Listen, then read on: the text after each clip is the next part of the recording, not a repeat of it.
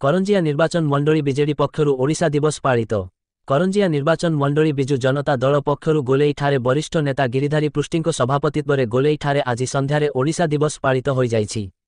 କାର୍ଯ୍ୟକ୍ରମରେ ମୁଖ୍ୟ ଅତିଥି ଭାବେ ପୂର୍ବତନ କରଞ୍ଜିଆ ବିଧାୟିକା ତଥା ପ୍ରାକ୍ତନ ମହିଳା ଶିଶୁ ବିକାଶ ଓ ମିଶନ ଶକ୍ତି ମନ୍ତ୍ରୀ ବାସନ୍ତୀ ହେମ୍ବ୍ରମ, ସମ୍ମାନିତ ଅତିଥି ଭାବେ ଏନ୍ଏସି ଅଧ୍ୟକ୍ଷା ପପି ପୃଷ୍ଟି, ବରିଷ୍ଠ ନେତା Gourishankar Sinha, Chandrasekhar Panda, MD Zarar, Durga Shankar Das, ward councillor ବୃନ୍ଦ, ନିର୍ବାଚିତ ଜନପ୍ରତିନିଧିଙ୍କ ସମେତ ଦଳର ମହିଳା, ଯୁବ, ଛାତ୍ରନେତା ଓ କର୍ମକର୍ତ୍ତାମାନେ ଯୋଗଦେଇ ଓଡ଼ିଶାର ବରପୁତ୍ରମାନଙ୍କୁ ଶ୍ରଦ୍ଧାସୁମନ ଅର୍ପଣ କରିବା ସହିତ ପ୍ରବାଦ ପୁରୁଷ ବିଜୁ ପଟ୍ଟନାୟକଙ୍କ ଫୋଟୋଚିତ୍ରରେ ମାଲ୍ୟାର୍ପଣ ଓ ପ୍ରଦୀପ ପ୍ରଜ୍ୱଳନ କରି ଶ୍ରଦ୍ଧାଞ୍ଜଳି ଅର୍ପଣ କରିଥିଲେ।